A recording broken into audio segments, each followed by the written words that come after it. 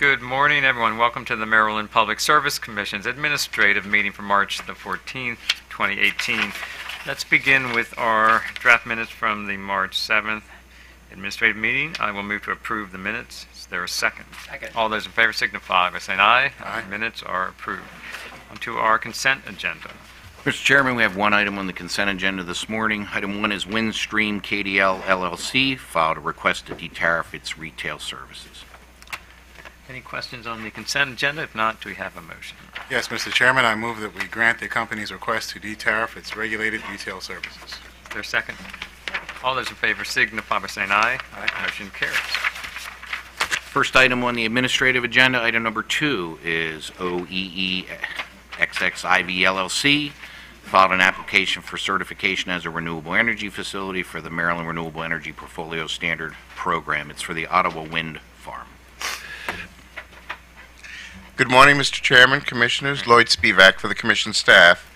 This is a filing by OEE 24 LLC, and I'm saying 24 because it's easier than the other, requesting certification as a renewable energy facility under COMAR Section 20.61.02.01 for the Whirlpool Corporation's 1.5 megawatt Ottawa wind farm located in Ottawa, Ohio. Under COMAR 20.61.02, a facility seeking to obtain Maryland renewable energy credits for the renewable attributes associated with its electricity must be certified as a renewable energy facility. To obtain certification, the applicant must apply on the form provided by the Commission and demonstrate that it generates electricity using either a Tier 1 or Tier 2 resource as defined under Public Utilities Article 7-701. It must certify that it is in substantial compliance with Maryland's environmental and administrative requirements under Public Utilities Article 7-704F and is located in an area eligible to produce Maryland RECs. Upon certification and pursuant to the previously noted requirements, the applicant must establish a REC account with PJM GATS within 30 days. Staff has reviewed the filing and notes that the applicant has filed the required documentation and that the project is located within the PJM service area. Staff recommends that the Commission approve the application and issue a Renewable Energy Facility ID certification number as specified in staff's comments. The applicant must establish a REC account with PJM GATS within 30 days of certification and file an on-site and behind-the-meter generation report with the Commission within 1 week of each recording of generation data with GATS. If the information on which the application is based should change, the applicant should be directed to file notice with the Commission within 30 days of the change. Thank you. Any questions for staff? Commissioner O'Donnell. Thank you, Mr. Chairman. I wanted to ask, will this generator ever connect to the grid? I don't know for a fact. That's clearly, not something that we can predict with any degree of certainty. But there's perhaps always the possibility that they will, depending on what happens with the plant that's underlying, whatever is taking their usage at the moment. I didn't see any mention of an interconnection agreement with PJM in the packet, and that's what prompted me to ask the question, because it's specifically denoted as behind the meter, and we're going to pay renewable energy credits for Maryland ratepayers potentially to a generator who's never going to connect to the grid and send electricity onto the grid that we use. Apparently they have actually provided staff with further information on that. I'll let Mr. Bonikowski explain that. Okay. Morning. Matt Bonikowski on behalf of staff. Yeah, an interconnection requirement is, application is not required for RPS certification, for renewable energy certification in Maryland, so it's not something we... Right, but it doesn't get to the nub of my question, which is, will this ever provide electricity to, at least theoretically, to Maryland ratepayers who are going to pay for these regs? In theory, it could. Well, in reality, I mean, is it going to connect to the grid or not? It's not clear to me by the answer that I'm getting that it will or will not. Certainly, any RECs generated could be retired in Maryland for compliance, but I'm not sure about the electricity itself and whether that would... Yeah, so the point is, the ratepayers from Maryland are paying for electricity for someone in some other state that's never going to be seen here or provide a benefit to Marylanders. That's what I'm trying to get at. And I'm hearing from Kevin Mosier behind me that it almost certainly would not be providing electricity directly to Maryland customers. So it will not be connecting to the grid is the answer that I'm hearing. Kevin Mosher on behalf of staff. In my experience, the ones that are behind the meter pretty much always stay behind the meter. So if it's not connected now, it likely wouldn't be in the future. Okay, I mean, I don't think there's a reason to deny this, but I want to continue to probe these types of questions because I believe Marylanders are spending a lot of money for RECs under the RPS system that do not benefit Marylanders. At least the benefit is remotely tangential at best. So, thank you. I appreciate the answers. Any additional questions for staff? If not, do we have a motion? Yes, Mr. Chairman, I move we approve the application and issue a Renewable Energy Facility Certification Number, direct the company to establish a REC account with PJM GATS within 30 days of certification, and file an on-site and behind-the-meter generation report with the Commission within 1 week of each recording of generation data with GATS, and direct the company to file notice with the Commission within 30 days of any changes to the information in the application. Is there a second? Second. All those in favor, signify by saying aye. Aye. Motion carries. The next item on the agenda, item number 3, is Hudson Energy Services, LLC, filed a request to amend its electricity supplier license. Good morning again, Commissioners. Lloyd Spivak for the Commission staff.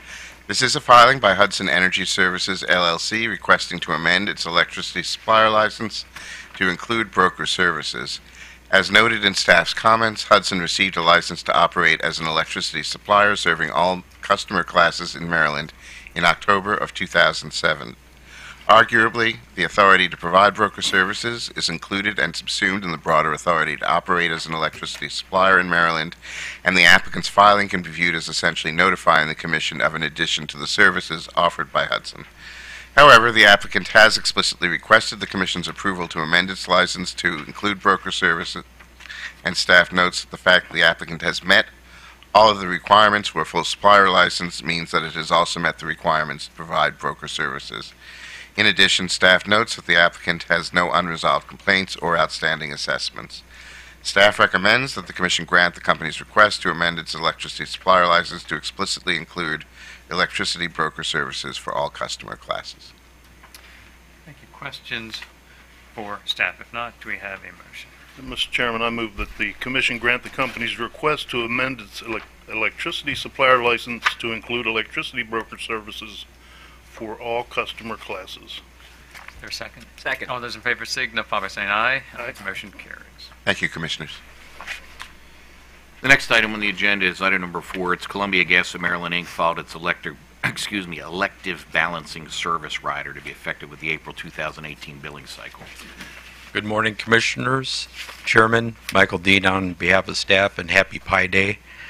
Item 4 is a tariff filing by Columbia Gas of Maryland updating its elective balancing service rider under Public Utilities Section 4-202 and COMAR 20.55.03.01. A gas company tariff lists its rates and charges, policies and practices, and terms and conditions for regulated services. Elective balancing is a service provided by Columbia Gas, which is available to its commercial and industrial customers who use gas transportation service from the company, but purchase their gas from a gas supplier other than Columbia Gas. The rider covers the costs of providing banking and balancing services to these customers. Staff has reviewed the filing and finds that the rate was properly calculated. Staff recommends that the Commission accept the proposed rate change to be effective with the company's April 2018 billing cycle. Very good. Any questions for staff? Not, do we have a motion?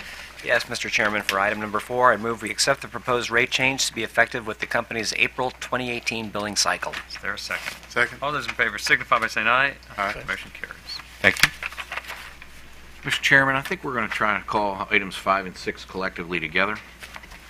Okay. Items 5 and 6 are filings from the Potomac Electric Power Company and the Delmarva Power and Light Company. They're both applications for authorization of the issuance up to $600 million in debt securities for PEPCO and $350 million in debt securities for Delmarva. Morning, Mr. Chairman, Commissioners. Annette Garofalo on behalf of Commission staff. Under Public Utilities Articles, Sections 6101A2 and 6102B, a public service company that operates in Maryland may not, without prior Commission authorization, assume or guarantee an obligation or liability with respect to stocks, bonds, or other evidence of indebtedness of any person that is payable wholly or partly more than 12 months after the assumption, guarantee, or issuance of any of these items.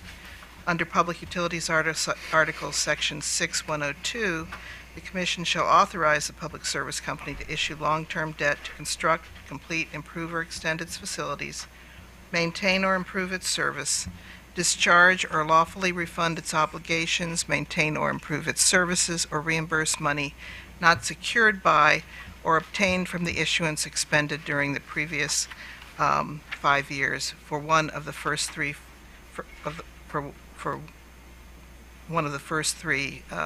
purposes that I mentioned.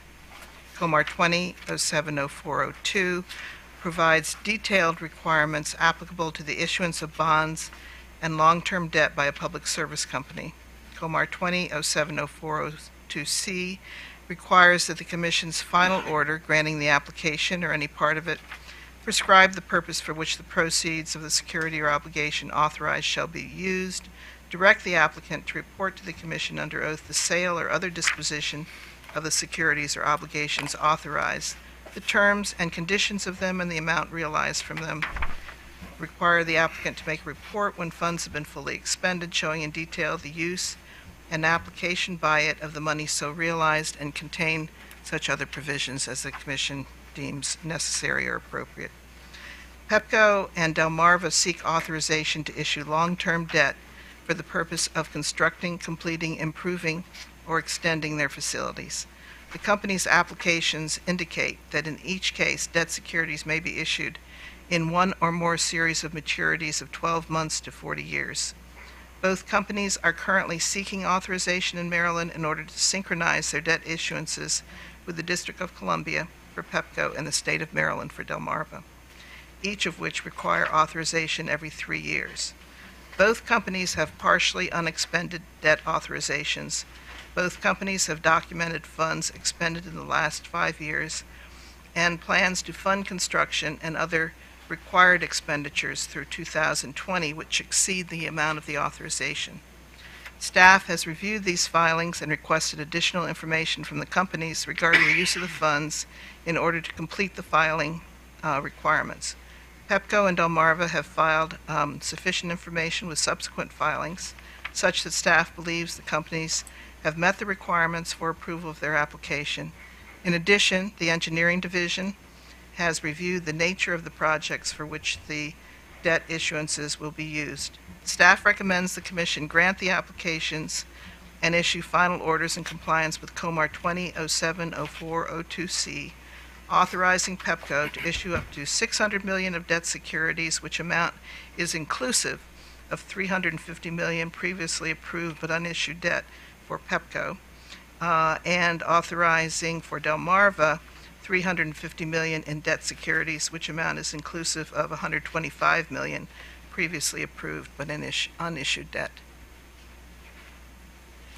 Well, thank you, Ms. Garofalo. So the $125 million and the $350 million previously authorized, does that become deauthorized as part of this this action today, or does that remain on the books? What happens? Well, neither the statute nor your order authorizing that comes with an expiration date, and so this could carry over. The debt could be issued under that authorization, and it's my understanding that the up to $600 for PEPCO and I think it's $350 for Delmarva are the amounts that the company wishes, and that this would be sufficient for them. Okay, we'll hear from the company in a second. Any questions for staff before we hear from the company? Yeah, if I could just ask, just to clarify, just so I understand what the staff write-up is. So we're talking about, first of all, for DPL, they say they intend to use the money to pay down the short-term debt that has already been spent for capital projects. Is that correct? So the money is already DPL does have some short-term debt, and while the filing is generally prospective-looking, they would use the funds for repayment of short-term debt and securing of funds Okay. going forward. But the projects, they've already been funded, and this what we're doing today is simply to provide I guess a less expensive debt instrument. Yes, so our understanding, and certainly the company could correct me if I'm wrong, is that the method of financing is a short-term debt issuance, the issuance of 270-day commercial paper, which is used to fund construction and other corporate purposes. When that reaches a certain balance, which I think for PEPCO is about $250 million, and projects are completed, they are secured with long-term paper. And that's really the subject matter of this particular request. Okay, and then with PEPCO, they're going to, the implication or the intention is to spend it, one, to pay down the short-term debt, although they also are suggesting they would then use it to pay for capital expenditure projects as well. Correct. That way, It's okay. my understanding that PEPCO has very little short-term debt as we Okay. speak, but Delmarva does have some amount. Okay, but there's nothing stopping them right now from using short-term debt to do these same projects, or use some other type of debt instrument, or I guess cash to start now outside of this discussion. They any don't of these need projects. short-term debt, your approval to issue short-term debt, Okay. that's correct. And so, and nothing we're doing today is any type of an implication that we are pre-authorizing eventual recovery on these projects. These Oh, capital that is projects. definitely correct, that's Okay. correct. You would look at the prudency of these projects in a rate case. Okay, those were all my questions. Thank you. Okay, we'll start have the company with us today. Any questions for the company?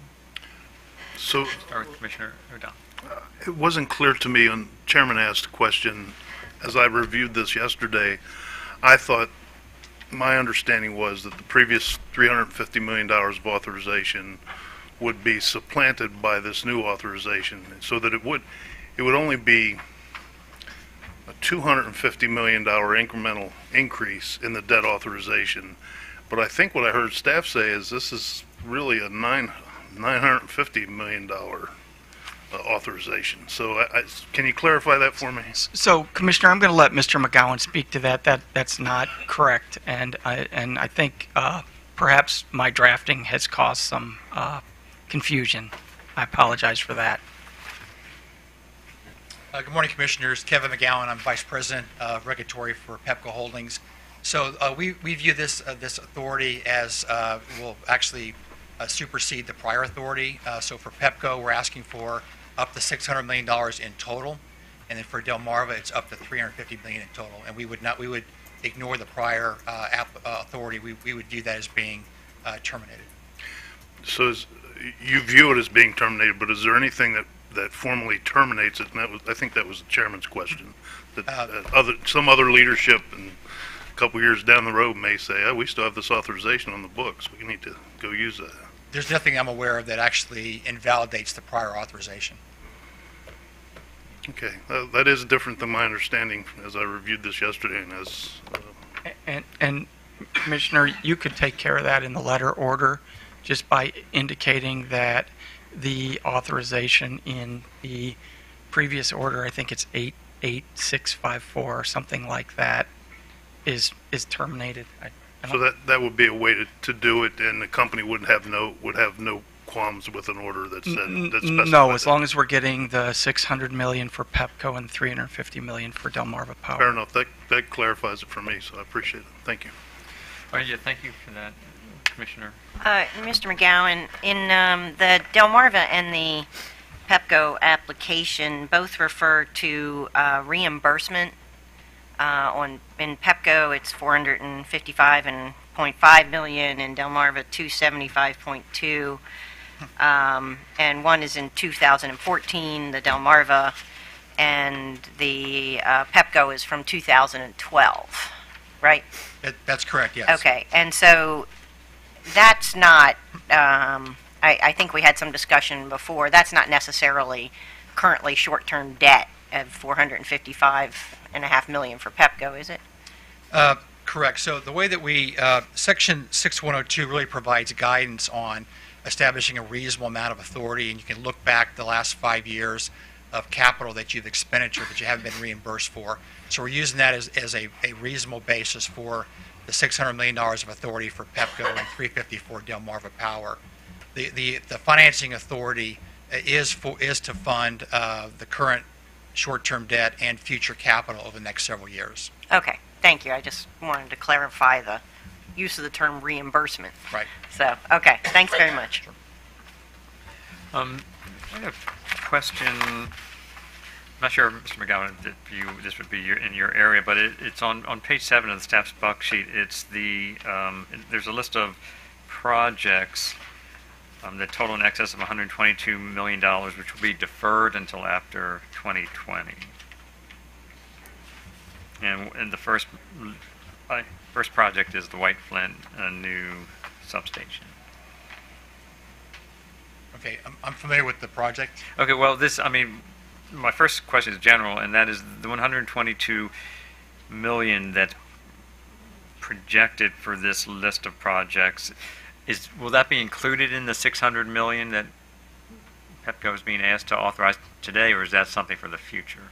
So the capital is sort of our projected capital spend over the next several years, and that'll be funded through cash flow from operations, short-term debt, and then the long-term debt will then finance the short-term debt. So it is expected that financing will cover those projects. Okay, thanks. And the White Flint new substation is, do you know, would that potentially be part of any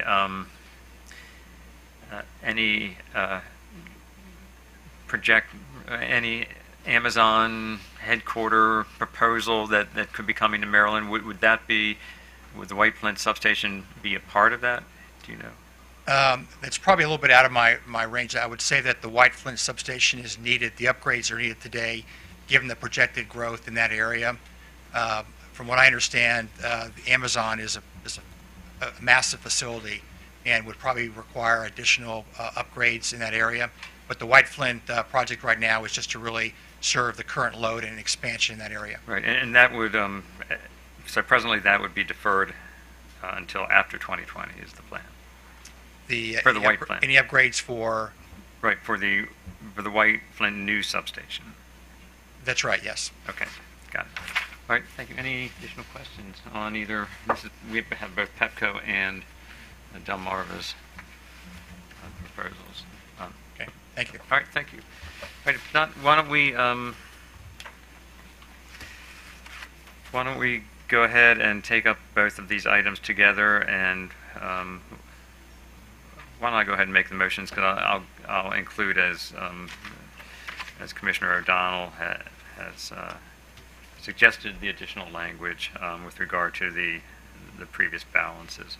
So for item 5, I'll move to grant the company's authority to issue up to $600 million of debt securities and direct the company to file reports as required by Comar 20.07.04.02C, and also required that the previous balance authorized but unissued from the prior letter order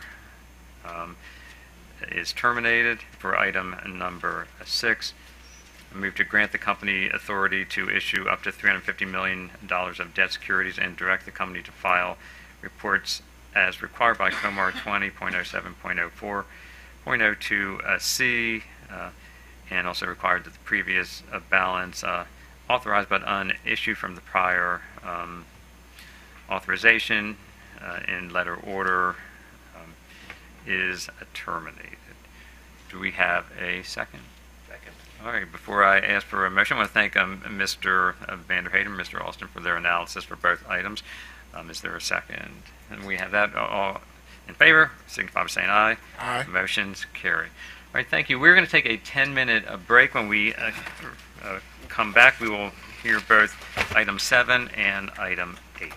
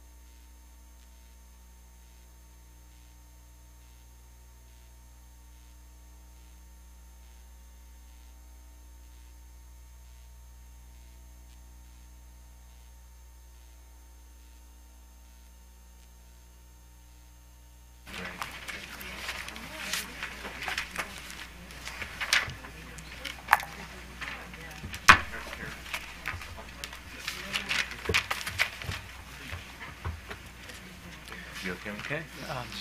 I'll call the item, Mr. Chairman.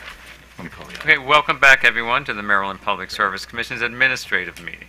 Next item. Next item on the agenda, Mr. Chairman, item number 7 is Columbia Gas of Maryland, Inc. filed revised tariff pages. The company proposes to flow through the benefits of the lower corporate federal tax rate to customers.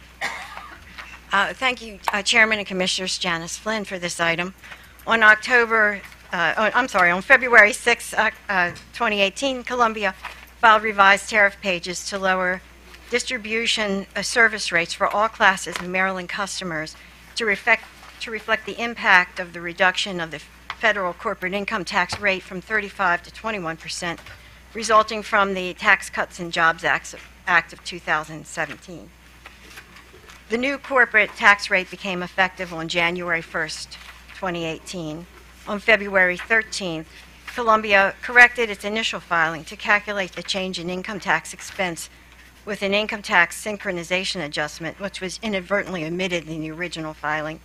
As adjusted, Columbia calculated that the change in the corporate tax rate has an impact on operating income of approximately $1.314 million. On February 23rd, Columbia again filed updates to its rates to adjust the allocation of the TCJA savings using the same allocation methodology that was used by BGE and WGL, and which was accepted by the Commission. At this time, Columbia revised the effective date of the tariff to April 2nd in order to avoid a mid-month change. CMD remeasured its accumulated deferred income tax balances as of December 31st, 2017, using the average rate assumption method as outlined in the TCJA. In its original filing, Columbia proposed addressing these balances in the next base rate proceeding. CMD also proposed establishing a regulatory liability for savings associated with the period from January through March, which would be the effective date, through April 2nd, the effective date of the tariff. As proposed, the regulatory liability would begin to be returned to customers in Columbia's next base rate case. Staff and OPC are both in agreement with Columbia's calculation of the effect on operating income, as well as a calculation of the excess accumulated deferred income tax balances. In response to comments from staff and OPC, Columbia agreed to return the savings associated with the accumulated deferred income taxes, as well as the January through March period, to ratepayers beginning on April the 2nd. Columbia has accepted staff and OPC's proposal to return the ADIT credit and January to April savings to ratepayers rather than waiting until setting up a regulatory liability and waiting until the next base rate case. But Columbia has proposed returning these amounts in the form of a fixed bill credit rather than reducing the volumetric distribution rates. With regard to the January through March savings, Columbia believes that staff's proposed straight line flowback of the savings for the first 3 months understates the amount of taxes that were collected, and Columbia instead proposes to calculate the January through March savings based on the forecasted volumes as a percentage of the total 2018 total volumes. This method results in savings of approximately $685,942.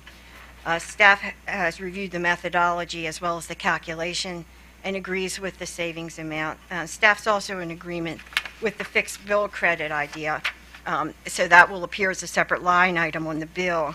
And we believe this would be more accurate in collecting, and it would also be more transparent to customers since it will appear as a separate line item on the bill. Accordingly, staff is recommending that the end date of the credit appear on it. The credit will appear beginning in April and will end with the October billings. And accordingly, staff is recommending a change to the tariffs that were filed yesterday that would have the end date of the credit appear on the October tariff sheets. Columbia recognizes that these are estimates which may differ from actual results, and it anticipates reconciling any differences in a supplemental filing after the conclusion of the October billing cycle, but before the end of the year. So staff, therefore, is making this recommendation. Staff recommends that the Commission waive the 30-day notice requirement of 4-203 to allow implementation of rates effective April the 2nd, 2018, accept the company's proposed rates for filing, and direct the company to file a clean copy of its tariff page to include a provision stating that the fixed bill credit will end with the end of the October billing cycle, and direct that if additional tax savings are identified that were not addressed in CMD's previous filing in this matter related to the TCJA, Columbia is required to make a filing with the Commission to return those savings to ratepayers as soon as possible. All right, thank you, Ms. Flynn. Let's start with any questions we have for staff before we hear from others. Anything for staff? Yes, Commissioner Rich. Can I just ask a question about the January through March savings and that amount? I just want to know a little more from staff why the recommendation to do that in a credit and not in a volumetric method. And is that the fairest way to do it? Is it fair to actually try to match up the rate, credit or the tax credit to the consumption patterns of the consumer? Well, we believe that it is. We believe that putting it in as a fixed credit will make that amount more accurately collected rather than adjusted by volumes, which are always based on an estimate, and that it will go by class based on their revenue allocations from the last rate case. I don't know if Ms. Ward wants to add anything to that answer. Good morning, Chairman and Commissioners. Jennifer Ward on behalf of staff. When we got this, we kind of looked at this as, since it's a fixed amount from that first quarter of the year, applying it as that fixed charge towards as a line item might be beneficial, since they'll be able to, it won't be based on usage and adjusted later based on if, April through October are warmer, cooler, then volumes will be different and they'll be collecting a different amount. So everything else will be adjusted on the per therm basis. But since this is a fixed amount, we thought it was appropriate to apply it in a fixed manner. Okay, that's reasonable. I was just noting that there's going to be a rate case, it sounds like, anyway, later this year. So, maybe there wouldn't be any harm to do it on a volumetric basis as far as setting it into rates, but I think that's a good answer. Thank you. Anything else for Commission staff? If not, let's hear from the Office of People's Counsel. Good morning, Commissioners. Anna Ryan on behalf of the Office of People's Counsel. First off, we would like to thank Columbia for their cooperation in working with us and with the staff in order to ensure that these funds get returned to ratepayers in the most expeditious manner possible. OPC does have a few comments with respect to Columbia's filing yesterday and their updated proposals. Particularly with rate design, as you were noting, Commissioner, the OPC also often prefers that refunds be made through volumetric charges. However, these are extraordinary circumstances. This is a highly unusual situation. We've all been grappling with the most efficient and accurate way to return ratepayer funds to them as quickly as possible. And given the circumstances of this particular case, the fact that this does return customer money in a timely manner, it's a very short time frame that's being considered, and the refund is a temporary refund. It does have a definitive end. We believe that in this case it is acceptable to use the fixed rate as charge as a method to return these collected tax funds. And so for that reason we would not object to the proposal offered by Columbia in this case. And we also concur with staff's additional suggestions about putting the time frame into the revised tariffs. Thank you, Ms. Ryan. Any questions for OPC? Just to make sure, so OPC is in complete agreement with your commentary with the filing made by the company yesterday? Yes. Very good. Thank you. Right, thank you. Let's hear from the company next. Good morning. Megan Moore on behalf of Columbia. I also have with me, to my far left, Chad Notestone, to my immediate left, Pannapolis Fisher, and to my right, Shirley Bardis. We too appreciate both staff and OPC working with us over the last several weeks to reach a consensus on this tax filing, and we also concur with staff's suggestion to add the time period for which we will add that credit to the bills into the tariff. So we will file clean copies of that this week. And I think that's it. Oh, also we agree with Ms. Flynn's recommendation that in the event there are over or under adjustments necessary later this year after the April through October billing cycles, that we will work with staff and OPC to make a reconciliation supplemental filing. All right, thank you. Any questions for a comment? Yes, sure. Just wanted to thank the company in their filing from yesterday that changed the value. It was a correction that was noted and appreciated. Thank you. Yeah, and I would just comment, I would like to thank the company for quickly getting on top of this and getting these funds back to Maryland customers. All right, thank you. I'll share my thanks as well. I also want to thank Ms. Ward and Mr. Valcarengi for their analysis of this item. I think we're ready for the motion. I'll turn it over to Commissioner Linton. Yes, thank you, Mr. Chairman. I would move that we waive the 30-day notice requirement of Section 4-203 to allow implementation of rates effective April 2nd, 2018, that we also accept the company's proposed tariff revisions for filing and direct the company to file clean copies of its tariff pages to include a provision stating that the fixed bill credit will end with the end of the October billing cycle, and that we direct the company to make a further filing with the Commission as soon as possible if additional tax savings are identified and not addressed in the company's previous filings in this matter related to the Tax Cuts and Jobs Act of 2017. Is there a second? Second. All those in favor signify by saying aye. Aye. Motion carries. Thank you. Thanks, everyone. Last item.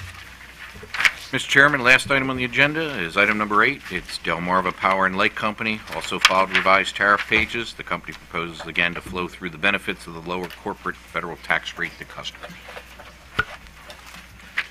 Good morning again, Mr. Chairman, Commissioners. Lloyd Spivak for the Commission staff. This is a tariff filing by Delmarva Power and Light Company intended to reduce distribution rates to flow through benefits from the Tax Cut and Jobs Act of 2017 to ratepayers with an effective date of March 9th, 2018. One of the major elements of the Tax Cut and Job Act of 2017 was to reduce the corporate income tax rate from 35% to 21%. The change has a number of implications for utilities and utility rates, notably reducing the utility's immediate tax expenditures and through the accumulation of excess deferred income taxes. Maryland law requires that utility rates be just and reasonable, and utility rates in most cases are grossed up to cover the utility's tax liability. With the reduction in that tax liability, the failure to flow through the benefits of that reduction to ratepayers could create a situation where rates are no longer just and reasonable. Both staff and OPC petitioned the Commission on this issue, and on January 12th, the Commission issued order number 88530 in case number 9473, ordering affected utilities to use regulatory accounting to track the amount of money potentially refundable to ratepayers from January 1st, 2018, and to file by February 15th, 2018, an explanation of the impacts of the Tax Cuts and Jobs Act on their finances, and a plan to flow Tax Act benefits through to ratepayers. DPL's filing is intended to flow $13.4 million back to ratepayers, essentially reversing the financial effects of the settlement in DPL's recent rate case. Staff reviewed the filing and calculated a tax savings of $15.376 million, comprised of a change in the operating income of $8,865,499, a regulatory liability for January and February of $1,477,583, and amortization of excess accumulated deferred income taxes of $5,032,870. Staff provides two alternative proposed allocation methods. Under staff's preferred method, the first $13.4 million of staff's proposed decrease would reverse the rate increases in case number 9455, with the remainder of staff's proposed decrease allocated according to the class revenue allocations that existed prior to case 9455, excluding a general service primary class which was operating at a loss. Staff's alternative proposal would allocate the entire reduction based on revenue as was recently done for BGE, again excluding the general service primary class. Both OPC and DPL have filed responses to staff's comments, and I will let them explain their own filings. For the most part, I will also let Mr. Valcarengi and Mr. Hoppeck offer any responses they would like to offer to those filings, but I would like to make a few points. DPL argued that it should not be required to return the regulatory liability booked for January and February to ratepayers because taxes are a single item among many elements in its revenue requirements that change in between rate cases, essentially arguing that this is a single-issue rate making and should be rejected for that reason. Staff disagrees strongly on this point because taxes, unlike many other elements of the utility's revenue requirement, are a pure pass-through that is not intended to affect the utility's bottom line. For this reason, taxes are a frequent exemption to the rule against single-issue rate making, as anyone who has reviewed the annual filings the Commission receives regarding its assessments on the various county taxes and fuel charges can attest. Moreover, there is no real reason to differentiate the regulatory liability from the rest of the tax decrease, other than the fact that it accrued before the Commission could reasonably act in response to the Tax Act. Mere timing does not seem a particularly good reason to allow rates that are no longer just and reasonable to remain in effect. I also note, in response to a point made by Delmarva, that they are correct that staff did not reflect gross receipts tax on the added revenue from the rate case, but reflecting the gross receipts taxes reduces staff's calculated impact by only $37,900. Also, in response to a proposal by OPC with respect to the amortization of the regulatory liability over 3 years, staff disagrees with that unless a return component is added on.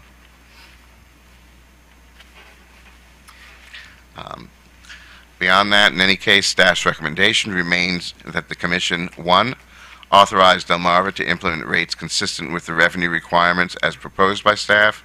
2, direct Delmarva to file clean tariff pages based on the rates proposed by staff with an effective date of March 14th, 2018.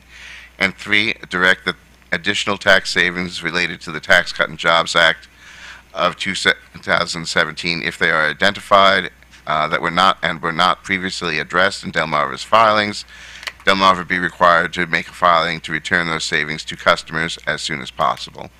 And Mr. Valcarengi and Mr. Hoppeck are available to answer the Commission's questions, respectively, regarding the calculation of the amount to be returned to ratepayers and the allocation of that amount to the various rate classes. All right, thank you, Mr. Spivak. First questions for our staff. Hearing none, let me ask next if the Office of People's Counsel would like to speak. Mr. Raker. Yes, thank you. Good morning. Good morning, Mr. Chairman and Commissioners. Mikhail Raker for the Office of People's Counsel. Just to start off, we'd like to thank Delmarva for its tariff revision filing made to flow the tax savings associated with the Tax Cuts and Job Act of 2017 to ratepayers, for promptly responding to data requests, and for making experts available to talk with OPC and its consultant. We received Delmarva's most recent filing in response to our comments this morning. It was sent to us late yesterday afternoon, but unfortunately haven't had a complete response to dive through their numbers and evaluate it with our consultant. But I will take this opportunity to summarize our position and respond briefly to some of the company's most recent comments. As we noted in our letter, we have concerns with DPL's filings, and based on these concerns have provided some alternative recommendations. First, we note a concern with the federal income tax, or FIT expense calculations, and the calculations in this case are a little more complex than in the cases related to BGE's and Washington Gas's tax filings, because Delmarva's last rate case, case number 9455, resulted in a black box settlement, as Delmarva notes in their comments filed. So this means that the FIT expense included in DPL's revenue requirement was not specifically identified and approved by the Commission. And so the method, therefore, must be developed to really estimate the FIT expense.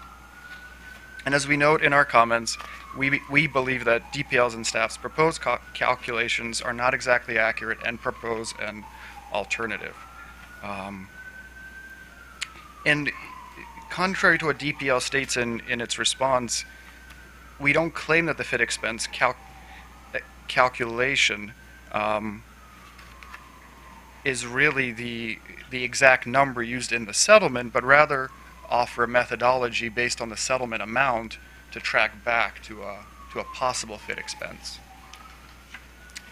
Second, we agree with staff's recommendation for the Commission to direct DPL to include an adjustment in the development of its revised rates to account for liability owed to ratepayers for a period prior to when the revised rates will become effective, January 1st, 2018 to March 16th, 2018, and we agree with staff's arguments that were just made in that regard as well. But if this recommendation should be rejected, we ask that the Commission direct Delmarva to file a rate-based case by a certain date. We propose July 1st, 2018 to deal with this and any other impacts of the TCJA. Third, we agree with staff's proposed alternative allocation of the revenue reduction,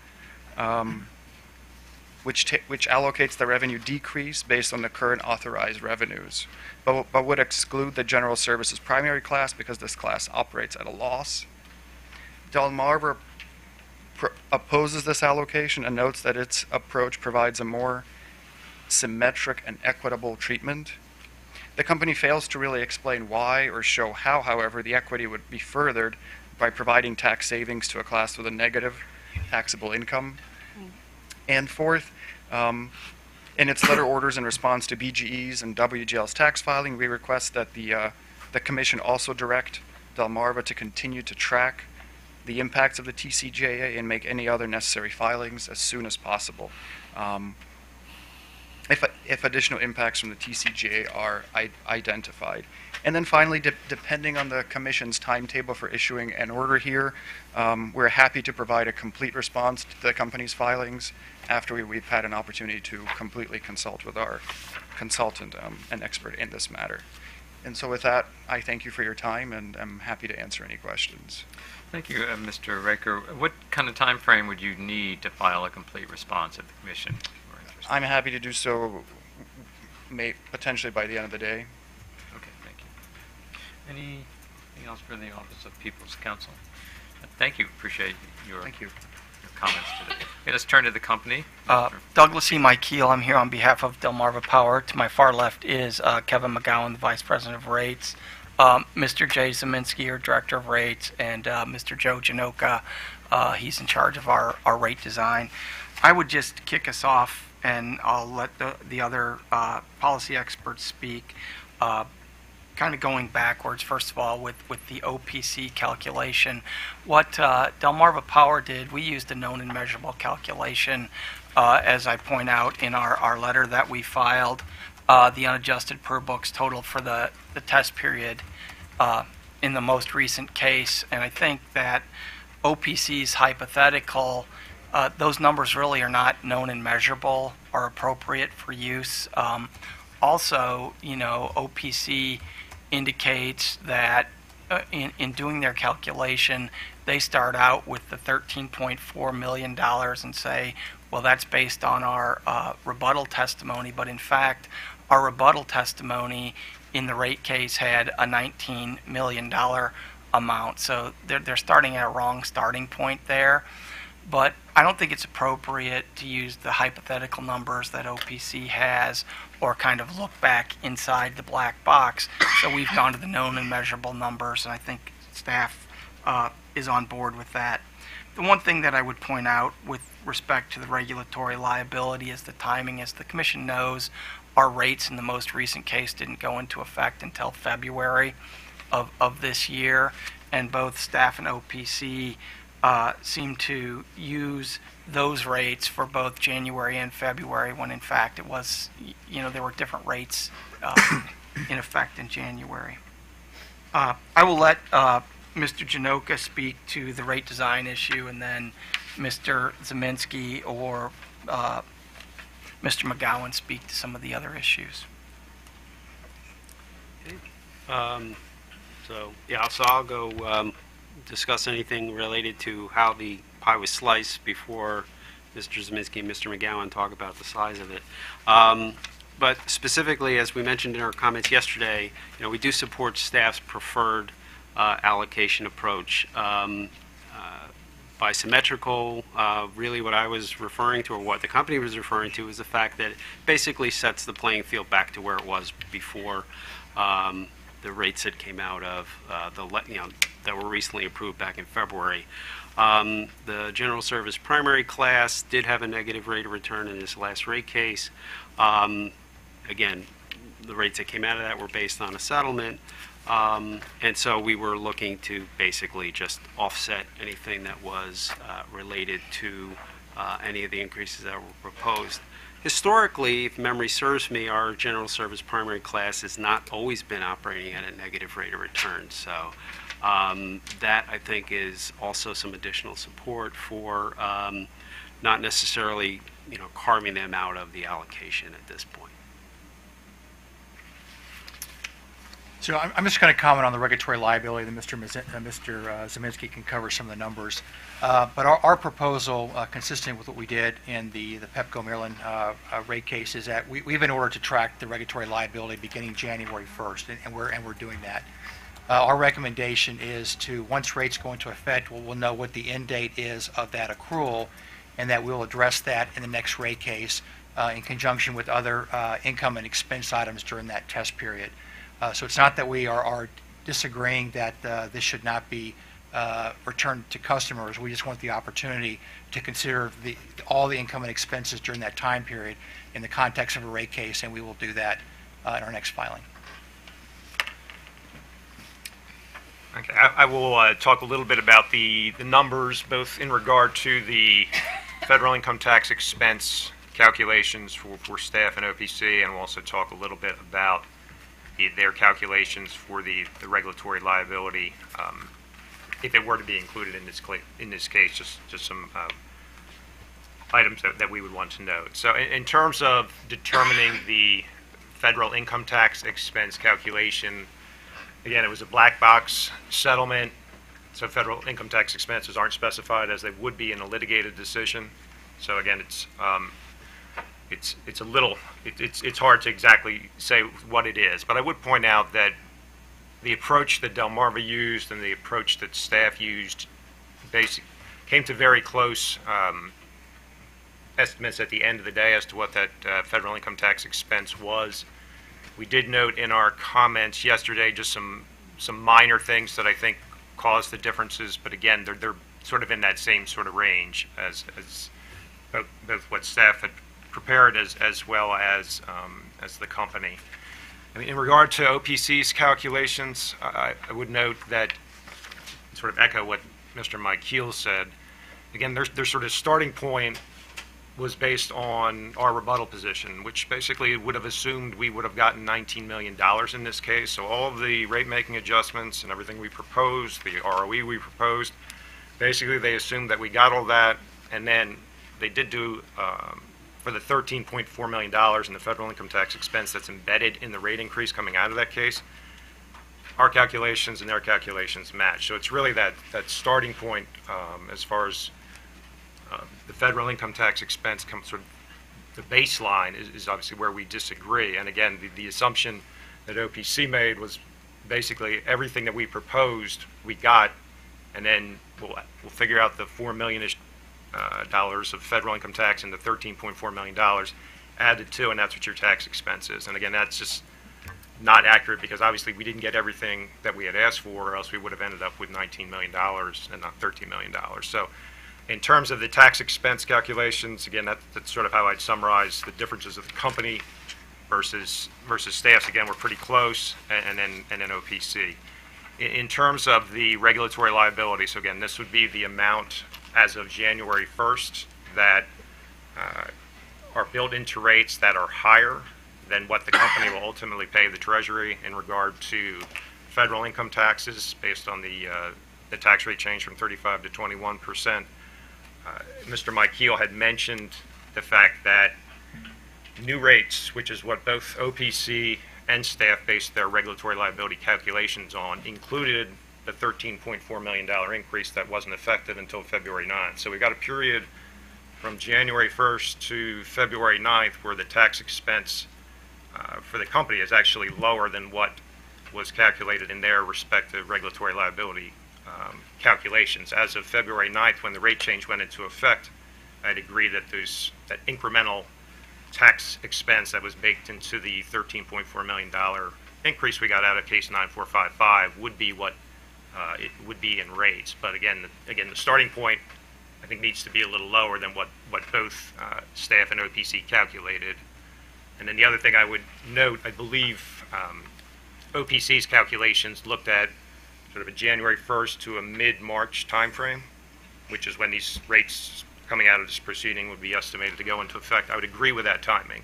I think when staff did their calculations, they included January and February, but then we would still have some monies owed, and it should be included in that liability for the first half of March until these rates go in effect, if the regulatory liability was actually included in this overall rate reduction. All right, thank you. Questions? One further comment I'd add, just because the party, again, we didn't propose the regulatory liability be included in this rate reduction. Both staff and OPC did. I would note that they proposed different amortization periods as to how quickly those tax benefits would be flowed back to customers. As best I can tell, I believe staff has that over a one-year period. They can correct me if my reading of their proposal is wrong. OPC proposed it over 3 years. So the only thing I would note in the staff method is if you have a regulatory liability that's being refunded over a year, depending on when Delmarva's would reset rates next, you could have the potential for an over-refunding of that liability if that amortization were to sort of continue past 12 months from now. We've had similar sort of situations where we, on the reg asset side in previous rate cases, where you don't want to have a situation where the company over-collects on a reg asset. This is sort of symmetry going the other way, where we have a liability, but depending on when the amortization period ends, you could have the potential to over-refund it. So again, if the liability were included in this, and if a one-year amortization were what the commission decided on it, I think we'd want to have the ability to have some sort of reg asset so that if there is an over-refunding situation, that we'd be able to collect those monies and again be made whole, not refund too much, not refund too little. All right, thank you. Questions for the company? We'll start with Commissioner Herman. Thank you. Good morning, gentlemen. So I just want to understand a couple of things. On the regulatory liability, do you have a ballpark figure for what that number is? I think we included it in our comments last night, but I think it probably would be a little higher than that. That's only January through February, right? 1.47? Well, I mean, we calculated it it should be from January 1st to, assuming if mid-ish March, basically when rates would go into effect here, would basically, I would say, turn off the faucet to the regulatory liability. And so our initial estimate, and it actually would probably be a little higher, is it's page 4, the last paragraph of our comments last night, we had like a 1.255 million number.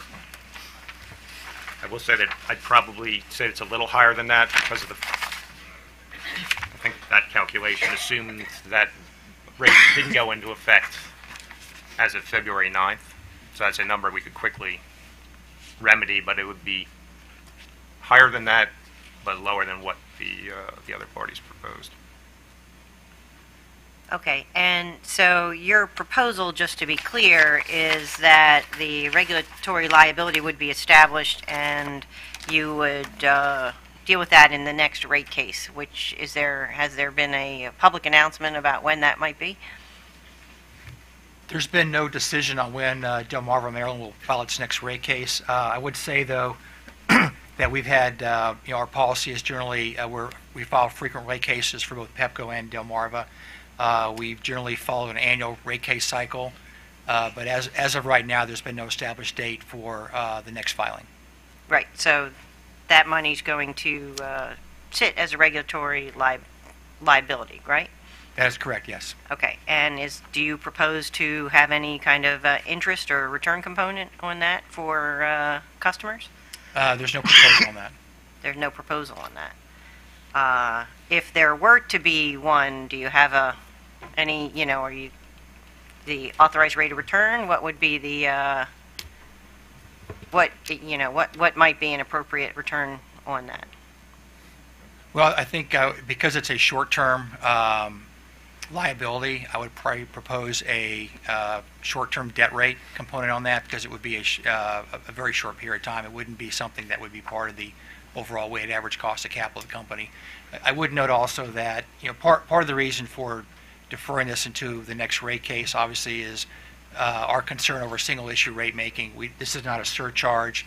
It is a cost of service, and we believe that there are costs today that the company has incurred. There's investments we've made that we're not earning a return on or getting recovery of, so there's costs to go the other way, and we think that it's important to look at both sides of the equation in the context of a full rate case, and not to charge a carrying charge on one aspect without considering the other aspects.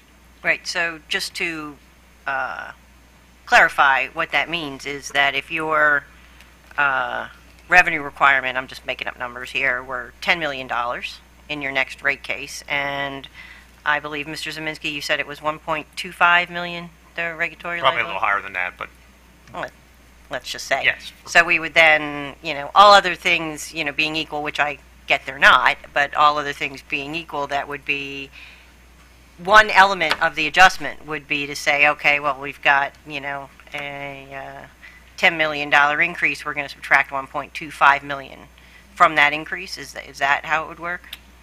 I think how it would work is that we would show all the components of the 1.255 regulatory liability. We'd show the evidence that the company has incurred some cost during that period of time, and we let the commission decide what is the appropriate adjustment. It may be that the cost that we're incurring doesn't offset the 1.255. It may actually exceed it, but I think it would be in the context of a full rate case, you'd have all the elements and all the information in front of you to make that decision.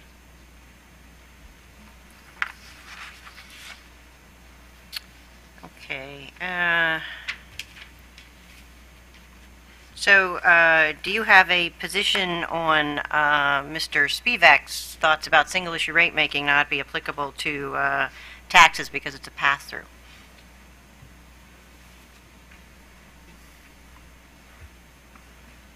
Well, I think it's clearly single-issue rate making. You're isolating one issue, and you're setting rates. With respect to the pass-throughs that he talked about, like the Montgomery County tax, that's a surcharge that we're putting on our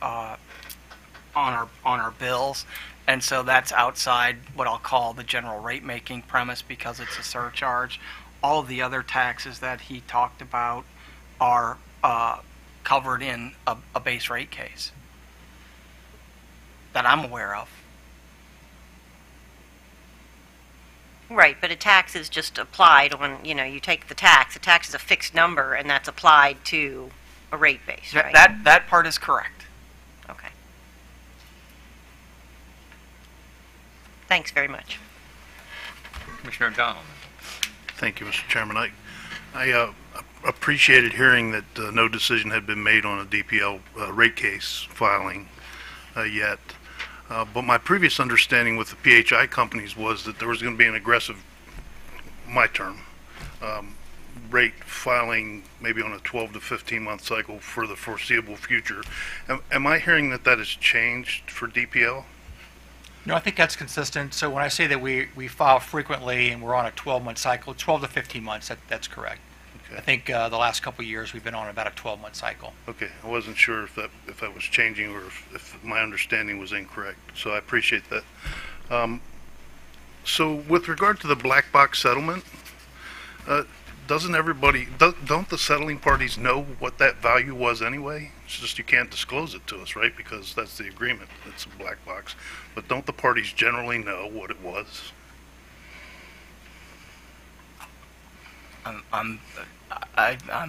Let me just think about the answer that I'm going to give you without disclosing. I would say that you know what certain cost items are, but I do not believe that we discussed specifically the federal income tax. No. I think at some point you get down to what is a number based on various iterations, and parties can have a view. For example, one party can believe that we arrived at a $13.4 million settlement with return on equity of 10%. Another party could get to their $13.4 million number with a return on equity on 9%. So I can do a lot of different iterations. I might know how our company got to the $13.4 million number. I do not know what calculations specifically the staff did or OPC did. Obviously, we did talk about numbers and things like that, but at the end of the day, no, you don't know each and every number, Commissioner. So from a commissioner's perspective, sometimes we wish we could look into that black box, but we can't. And we're not allowed to know, and on behalf of the citizens of the state of Maryland, they're not allowed to know, because it's the agreement that the settling parties agreed to. Fair enough. But I would think, just my general understanding is that the federal tax liability would be generally known by the settling parties, just not disclosed. Thank you. Anything else, Commissioner Richard? Yes. First, again, thank you, the utility, for being here today and for filing. As you probably know, this topic was a big issue. Had a whole session at the recent NARUC meeting, and so there were a lot of materials handed out, a lot of things I think we all learned about this tax, and I think a lot of us thought initially it was just a clear, straightforward, going to be a pass-through of a cost. But it does appear that there could be some other implications, and I just wanted to find out, as you looking at all the implications, from particularly from the added side, the accumulated deferred income tax side, are there any things that you see possibly coming down the pike here that where you will need to come back and potentially, in a true-up, take some of those savings back? And some of the areas that they suggested are in the fact that added is also considered a tax-free loan to the company. There are areas where they talk about deferred cash flows and stressed credit assessments and things like that could actually be costs to the company. So have you considered that as you are making the analysis now, and are you reasonably confident that you will not be coming back and saying, oh, we're going to need to take some of those savings back? Sure. So we've done a full a review of all filings, whether it's in the SOS proceeding, in the surcharges, the kayak calculation that you referred to, and if there's a change that has to be made, the actions have either been filed and corrected. For the example of kayak, we made the correction back on January 1st going forward. So all that has been taken care of and is in process, and so there's nothing that we believe we have missed. We think we've done a pretty thorough job of looking at all of our surcharges and rates to make sure that the taxes are correct. Very good. And then also, just as far as the deferred cash flow, the methodology for refunding the EDIT, you are, as I understand, looking at an average rate assumption methodology, and I just wanted to find out if the alternative method was also considered, and if that might be more appropriate for some of the Maryland companies, particularly since we are in Maryland spending a lot on reliability, and a lot of the assets in the rate base are fairly new, and the way it was explained at the NARU presentations, the ARM approach tends to shield some of the newer assets. So have you considered that, and should we be looking at maybe a Maryland approach rather than just the average rate assumption method approach for the how we refund? You want to- I mean, I can take it. So let me just sort of take a step back as far as the excess deferred income taxes and sort of put them in three pots, and then we'll talk a little bit about ARAM. So again, we have accumulated deferred income taxes.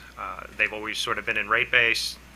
In terms of the comment at NARUC as to them being interest-free loans, I would say the IRS potentially, but the way that they factor in from a rate-making perspective is those accumulated deferred income taxes are a reduction to our rate base. So essentially, customers are getting the weighted average cost of capital on those. So there is a time value of money on those in terms of the context of rate making. So in terms of the excess deferred, so again, we had a rate change start of the year. From federal rate went from 35 to 21%. So essentially, those accumulated deferred income taxes that were on our balance sheet as of the end of the year, about 60% of them sort of continue on as accumulated deferred income taxes, and then we have this 40% excess amount that basically that's what we're looking to flow back to customers. Both of them still reside as a reduction to our rate base. Both carry the weighted average cost of capital.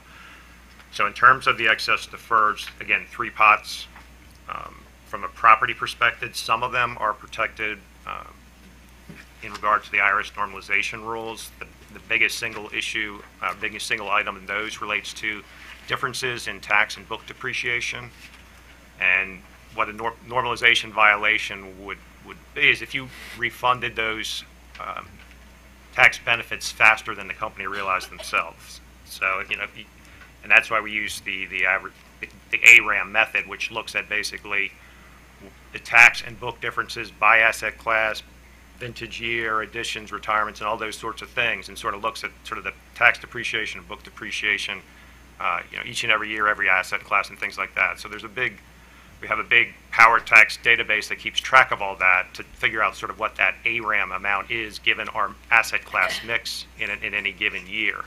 And if we deviate from that, and in terms of, again, that's following the IRS guidelines for protected excess deferreds and how they get flowed back.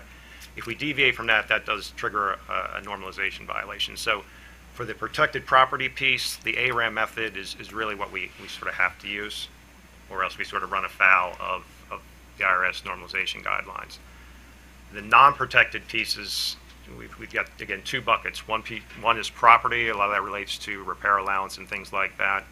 And then the non-property, non-protected piece deals with things like tax versus book differences on pension, OPEB, regulatory assets in terms of when you can deduct them for tax purposes and when you can deduct them sort of for regulatory and accounting and GAAP purposes.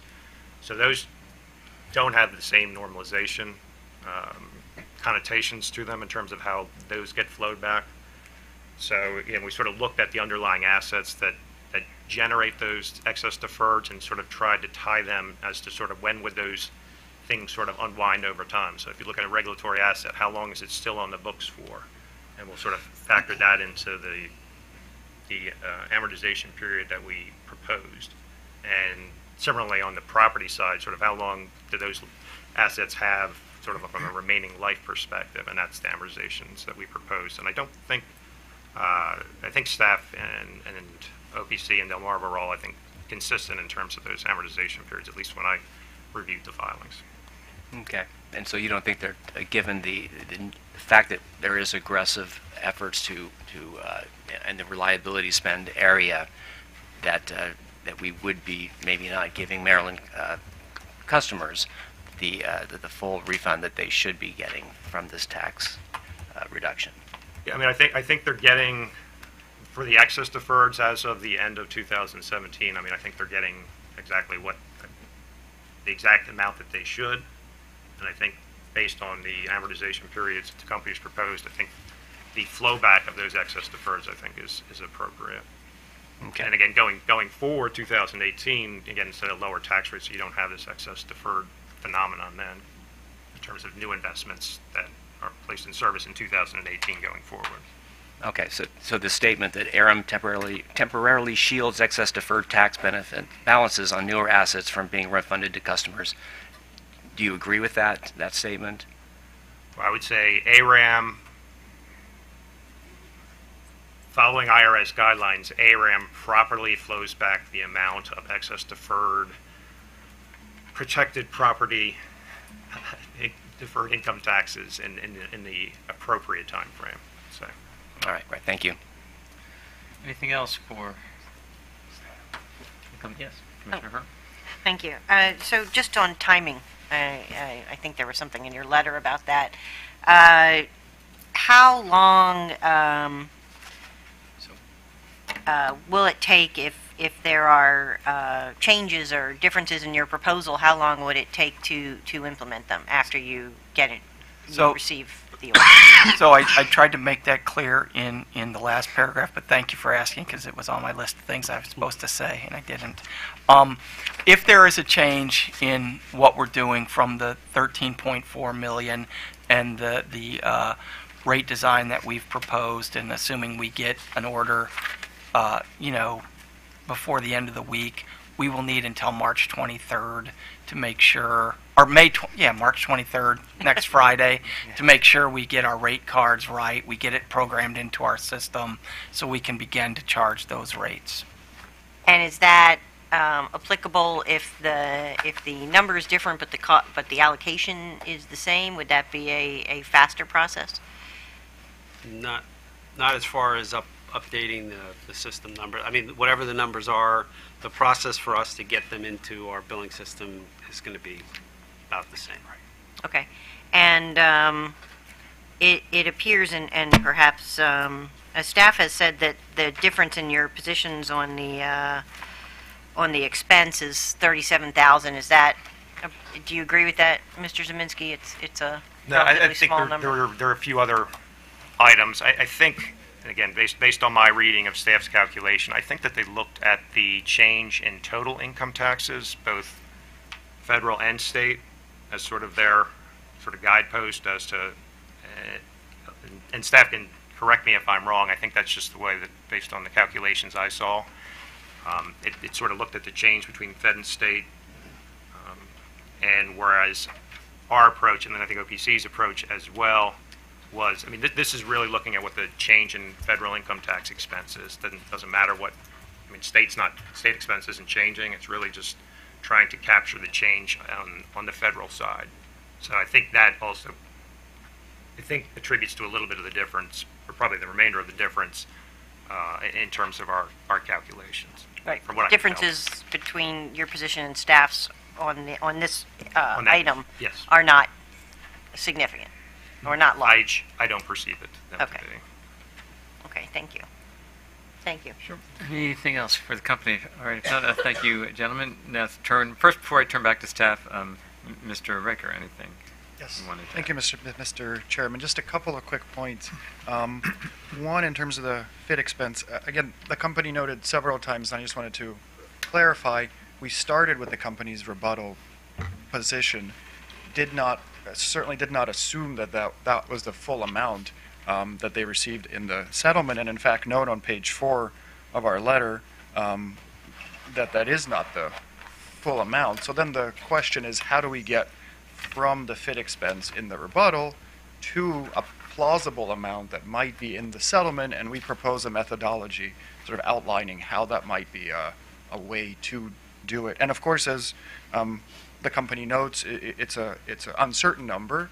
The FIT expense might be 0, or they could have gotten the full FIT expense. So we propose what we think is a reasonable middle ground to attempt to calculate that. And I also wanted to note that it's certainly an issue here, but also an issue that the Commission might see again. Several of the other companies that have filed responses to the Commission's order in the TCGA matter also had settlements, and so I would say that it's an important matter to figure out. Second, in terms of the reg liability, we would agree with the company's approach that there should be one value from January 1st to February 6th, and then the increased value when the settlement increase took effect. And also note that sort of agree with some of the comments that staff made before, that this is an extraordinary circumstance, and certainly this is a known value that we would be returning back. And then in terms of the amortization rate, we propose 3 years, but would be open to less if other parties request less. So thank you. And with that, if there are any other questions, I'm happy to answer. Thank you, Mr. Ricker. Anything else for Mr. Ricker? Not. Thank you very much. Thank you. Mr. Spivak. Okay. I just wanted to respond quickly to the point. The company seemed to imply that because the rates that were in effect from January 1st through February 9th were different from the rates that came into effect after the settlement, that was another reason to delay recovery of the regulatory asset. And we would disagree with that, but we would agree with the point that the company made, and in fact OPC also just agreed with, that the calculation of the regulatory asset should be based on the rates that were in fact in effect between January 1st and February 9th, which would make the number a little bit less than what we had calculated. Beyond that, I would point out that the Commission, set January 1st as the beginning of the tracking for this regulatory liability for a reason, which is that the Tax Act went into effect on that date, and that's when the lower rates, the company started getting the benefit of lower rates. So we feel it's appropriate to return it to ratepayers as soon as possible. And again, I would reiterate that if the amortization of that regulatory liability is going to be anything more than the year that staff was proposing, then we would consider a return component to be appropriate and necessary, and we would expect that to be at the company's authorized rate of return. Thank you, Mr. Spivak. Any follow-up with, yes, Commissioner Levy. Thank you, Mr. Chairman. Good afternoon, I guess morning still, Mr. Spivak. I had a question regarding the allocation of the revenue reduction. There have been a couple of filings that have come in since staff filed its initial buck sheet, and it turns out now that the company supports your proposed allocation model, and OPC supports the alternative allocation model. There's some, you've stated some discussion on page 10 of the buck sheet as to why you supported the proposed as opposed to the alternative. I was wondering if staff had any comment now that we know where the parties stand regarding the two alternatives. I think we still prefer the alternative, our proposed alternative. I think we felt compelled to provide the alternative because that was kind of matching what was done for BGE and WGL. But we actually thought the proposed alternative matched the particular circumstances of DPL better, particularly in light of the class that was basically not just under earning but operating it, but causing an operating loss. And beyond that, I think I would like Mr. Hoppick to speak to see anything further on that point. So, good morning, Mr. Chairman and Commissioners. David Hoppick on behalf of staff. Our position has not changed. We still think that as a starting point, you would undo the revenue increase from the settlement and then do an across-the-board allocation, excluding the general service primary class, again, because it is not earning. The alternative is to just take the entire amount and distribute it across the board, excluding the general service primary class. So that's OPC's position as I read their comments yesterday, but we still advocate for our preferred position. Okay. All right, thank you. Okay, anything else for staff? I want to thank Mr. Hoppick and Mr. Valcareggi for your analysis. I want to thank PEPCO for PHI rather, for DPL's filing. We appreciate you getting this to us quickly. We're going to take this under advisement. Mr. Raker, I'd like to give you to the end of the day tomorrow if OPC would like to supplement its response to Delmarva's late filing. And also if there's any agreement that Delmarva and the parties do work out, we'd like you to let us know ASAP. For any of the outstanding issues we've discussed today. With that, we do need to suspend the tariff provision, so let me make a motion to suspend the tariff revisions for 30 days from March 16th, 2018. Is there a second? Second. All those in favor signify by saying aye. Aye. Motion carries. Thanks, everyone. We are adjourned. Thank you, Commissioners.